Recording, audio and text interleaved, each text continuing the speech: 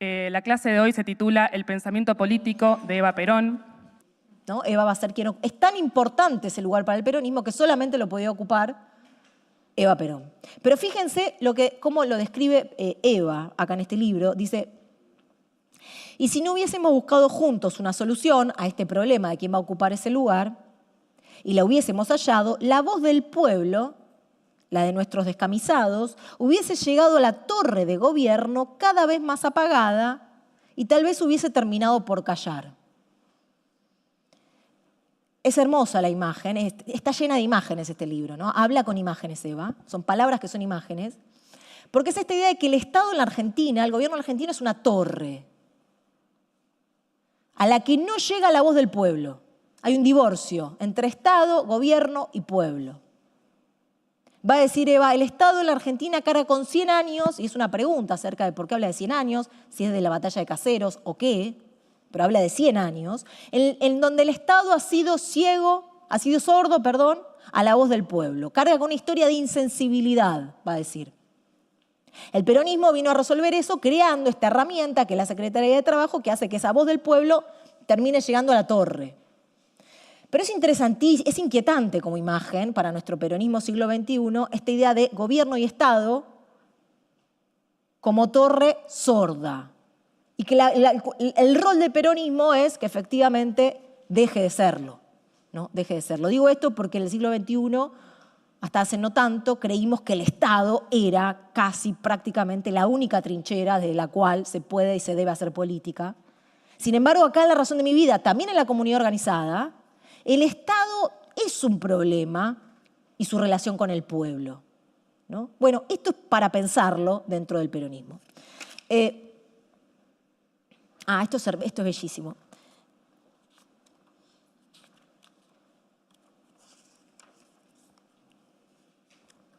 Eva está describiendo el 17, le dedica mucho tiempo a describir el 17 de octubre, por supuesto.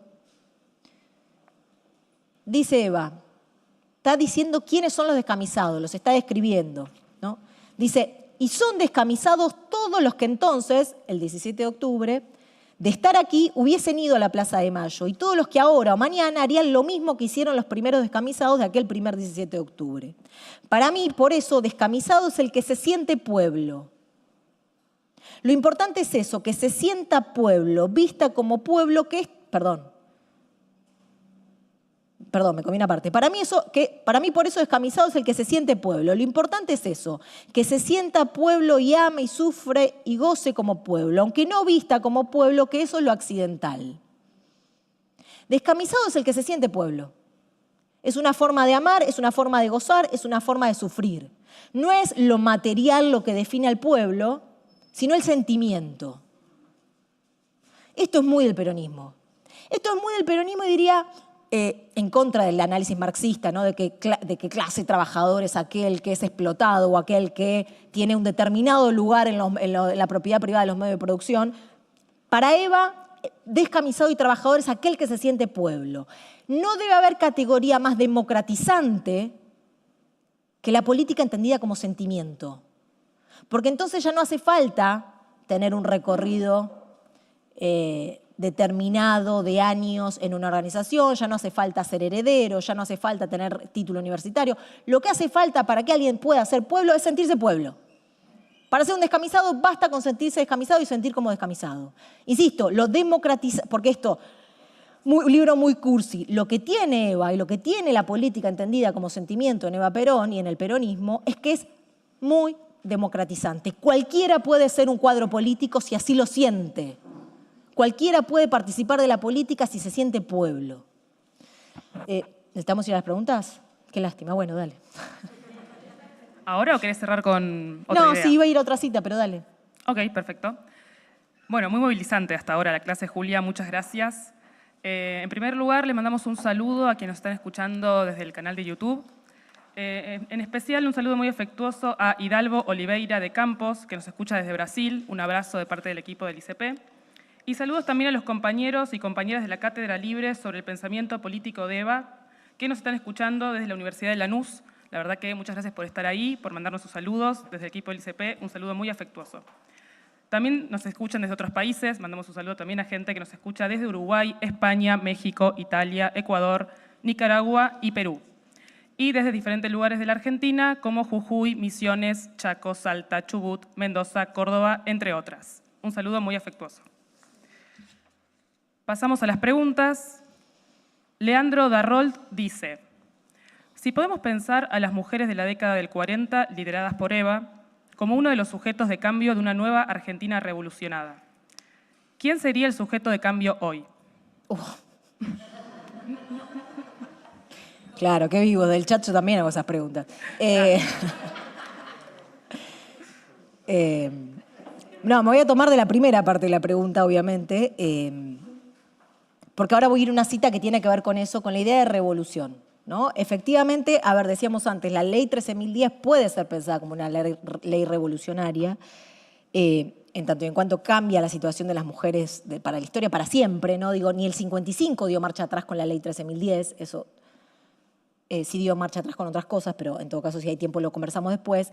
Pero efectivamente, si se leen los discursos de estas primeras legisladoras, no hay dudas para ellas que lo que se está viviendo es una revolución. ¿No? Pensemos, ni sus madres, ni sus abuelas, ninguna había participado en la política y de pronto están sentadas en una banca una docente, una ama de casa. Hay algo revolucionario, lo más alto del poder, ¿no? Hay algo revolucionario de eso, constitutivo sin duda, ¿no? Después, claro, hay toda una discusión, de nuevo, en esto que decíamos, se discute qué es el peronismo. Perón, sin duda, en la comunidad organizada está pensando una. Eva acá también está pensando una, y en la cita que ahora vamos a leer también voy a decir algo al respecto. Respecto al sujeto revolucionario hoy, hacemos un taller sobre eso. Perfecto, una pregunta abierta. Nos queda como eje transversal. Y la segunda pregunta es Nora Párez. Dice: ¿se puede pensar a la dirigencia que construyó Eva como una dirigencia no convencional basada en una práctica social de la teoría política? Sí, sin dudas. Sin dudas hay algo muy disruptivo, ¿no? en lo que hace Eva. En lo que hace el peronismo en general, diría, todavía un poco más en lo que hace Eva. En historia del peronismo, Eva repite muchas veces la palabra casta. Muchas veces. Vieron que hay muchos de los libertarios que han tomado nuestro. Sin duda la palabra casta para Eva es importante, porque efectivamente para ella el poder en la Argentina, hasta 1945, 1943 a veces, bueno, eso depende, pero hasta la llegada del peronismo, había sido un poder monolítico, ¿no? Endogámico, de familias, varones, de clase, blancos, ¿no? Y lo que hace Eva Perón es poner a mujeres descamisadas, trabajadoras, a ser representantes políticas. La propia biografía de Eva es una muestra de esa irrupción, ¿no? La propia biografía, decíamos antes, una mujer que no terminó el primario, que desde la casa de los balcones de la Casa Rosada da discursos, sin tener ningún cargo en el Estado, ninguno. Eva no tuvo ningún cargo en el Estado. Digo, es algo muy disruptivo. Quiero decir con esto, y ya con esto cierro, pero con esto de las mujeres, ¿no? Lo que está haciendo Eva es dar una disputa acerca de también de cuál es el saber necesario para hacer política. ¿Por qué estoy diciendo esto? En 1960, 5 años después del golpe, bajo el gobierno de Frondizi, mujeres ligadas al gobierno de Frondizi van a armar una asamblea, Blanca Stabile la comanda, de cientos de mujeres, donde la discusión va a ser cuál. Si el voto de la mujer tiene que ser o no calificado, ¿no? 5 años después del golpe de Estado. ¿Por qué? Porque lo que quedó es que no había estado mal la incorporación de las mujeres a la vida política que hizo el peronismo. El gran problema es que quienes habían llegado eran la chusma. Eran las mujeres amas de casa, eran las trabajadoras, no eran las mujeres de doble apellido, no eran las universitarias, etcétera, etcétera. Hay una disputa sobre el saber necesario para hacer política que Eva está dando, ¿no? Muchas de estas legisladoras van a contar tiempo después que cuando Eva las llamó para contarles que iban a ser legisladoras, que iban a ser candidatas, la primera respuesta que daban es no, que vayan los hombres, ese es el terreno de los hombres. Y el segundo argumento era no, que vayan las que están preparadas, que son las universitarias. Y ahí Eva hizo un trabajo para convencerlas de que el saber de la ama de casa, de que el saber de la cocinera, del que el saber de la docente era un saber necesario para hacer política también, ¿no? En esto de que la política y el hogar no son cosas escindidas, son cosas que pueden ir juntas. Entonces, claro, sí, hay algo muy disruptivo en esta dirigencia política que arma Eva, pero bueno, es una experiencia acotada porque efectivamente el 55 viene a disciplinar eso también, ¿no?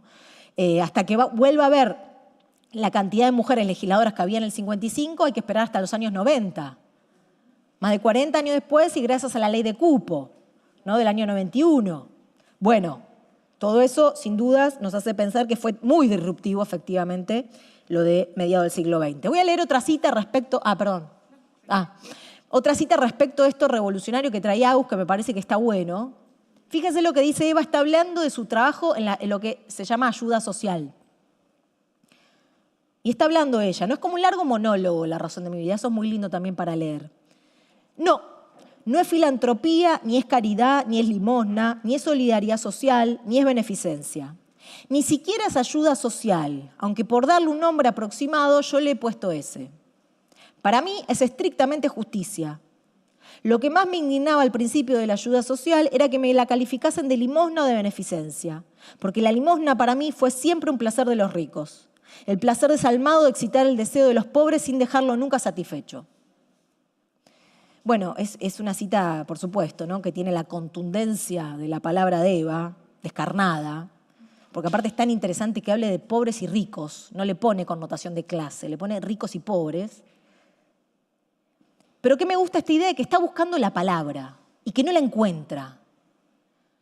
Está buscando la palabra en esto que estamos pensando, ¿no? Del peronismo y las palabras, el peronismo como conversación. Bueno, esto es una larga conversación de Eva, donde está buscando una palabra para definir una práctica política nueva. Porque históricamente lo que habían hecho las mujeres es beneficencia y limosna, va a decir ella, las primeras damas. Lo que yo estoy haciendo es otra cosa. Hay una práctica política nueva que se está desarrollando, que Eva está encarnando, y para la cual la lengua, las palabras, el castellano, todavía no tiene una forma de nombrarla. No debe haber mayor signo de que hay algo revolucionario que está pasando, que se desacople entre la realidad y la lengua. Ustedes vieron que en general las revoluciones, sobre todo la francesa, la rusa, lo que han hecho fue inventar calendarios nuevos, nuevas formas de medir el tiempo. ¿Por qué? La idea de que lo que se estaba inaugurando era tan nuevo que la medición vieja ya no servía, no daba cuenta del tiempo nuevo. Hay algo de la práctica política nueva que está haciendo Eva y el desfasaje con el lenguaje que también parece estar hablándonos de una realidad tan nueva que es casi revolucionaria. Perdón, y una cosa más, porque también, ¿no? Ahora está de moda bardear el feminismo.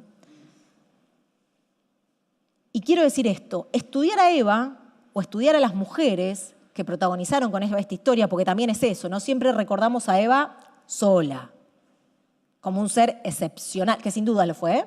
Sin duda fue un ser excepcional, pero la recordamos quirúrgicamente recortada, individualizada. Y si Eva en 6 años de vida pudo hacer todo lo que hizo fue porque estuvo acompañada de un colectivo, enorme colectivo de mujeres que condujo. Estudiar a Eva o estudiar a estas miles y miles de mujeres que Eva condujo no es agregar un capítulo, porque hace un tiempo estuvo de moda estudiar a las mujeres, a una historia del peronismo ya narrada y le agregamos un capítulo último que diga las mujeres en tal periodo. Estudiar a Eva y estudiar a estas mujeres también nos sirve para repensar el peronismo. Todo, para redefinirlo. Porque cuando uno va a este libro, La razón de mi vida, o a los discursos de las primeras legisladoras, no hay dudas de que el peronismo fue vivido como una revolución.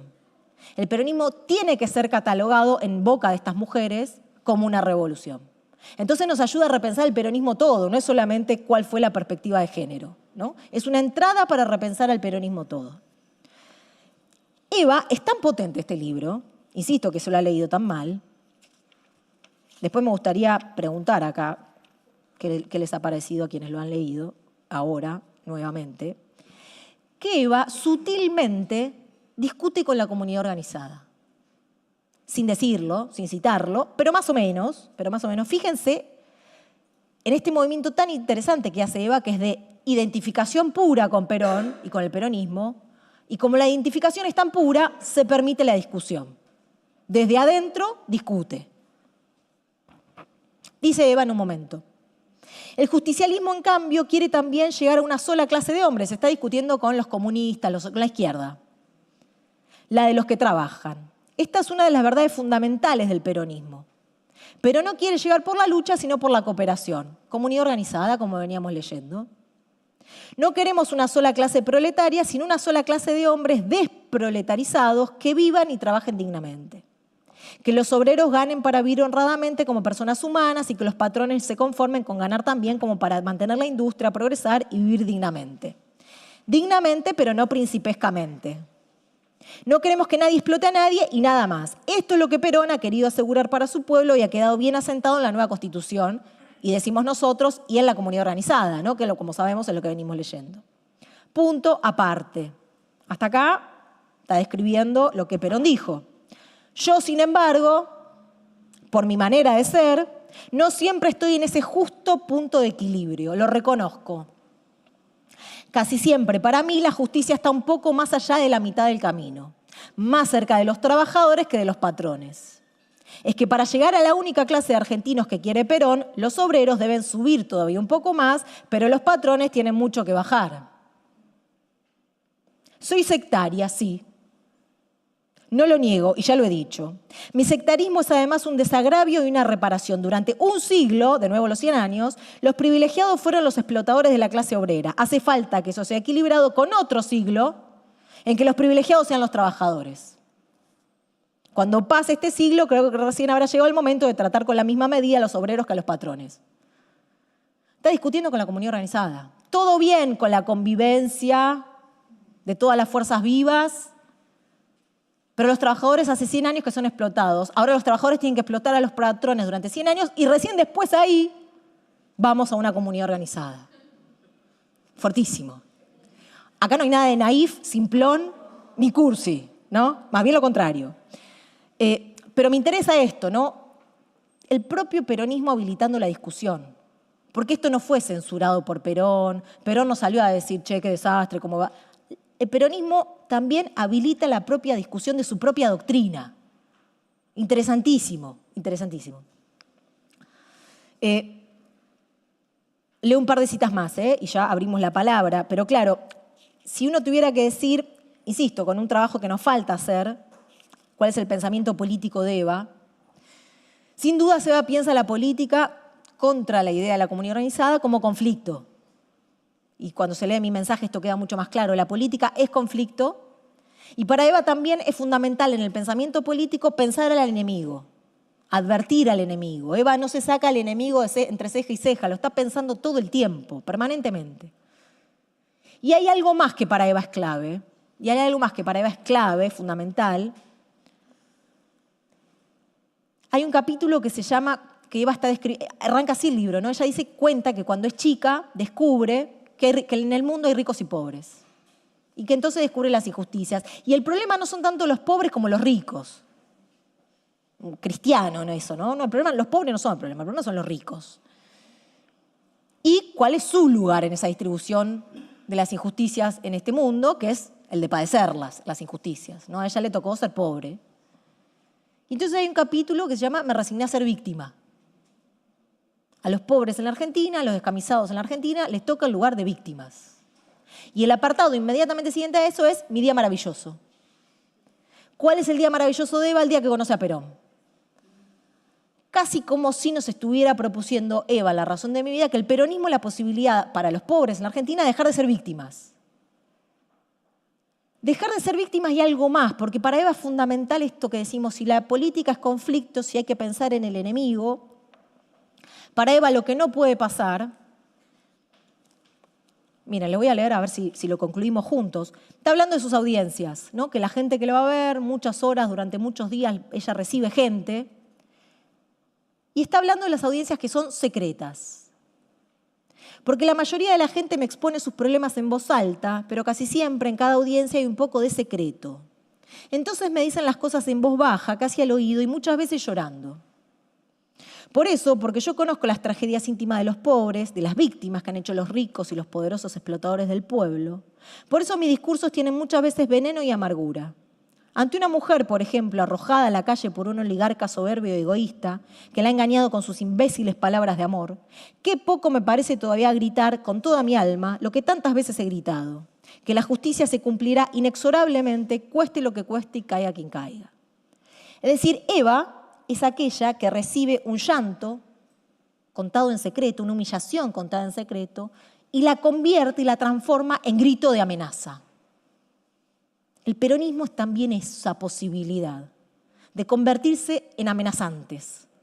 Para Eva la política también es esa posibilidad de volverse amenazante. Fíjese lo que dice después. Muchas veces he deseado que mis insultos fuesen cachetadas o latigazos.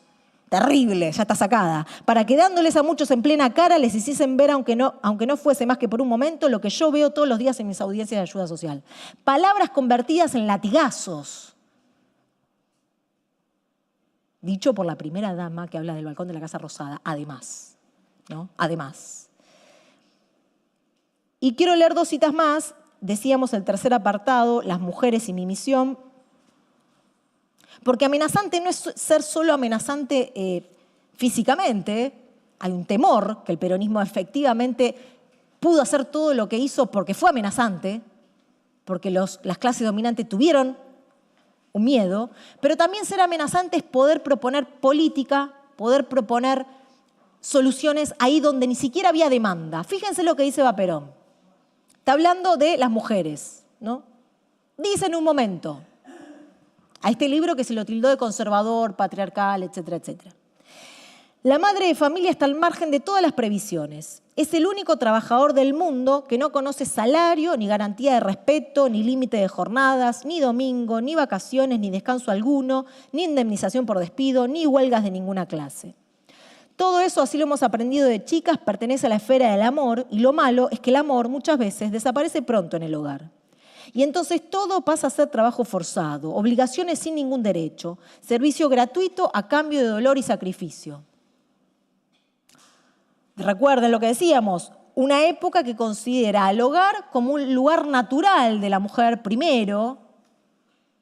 Eva Perón, la primera dama, en un libro que presentó Perón y que va a ser de lectura obligatoria en las escuelas, está diciendo que el hogar puede ser para la mujer un lugar de dolor y sacrificio.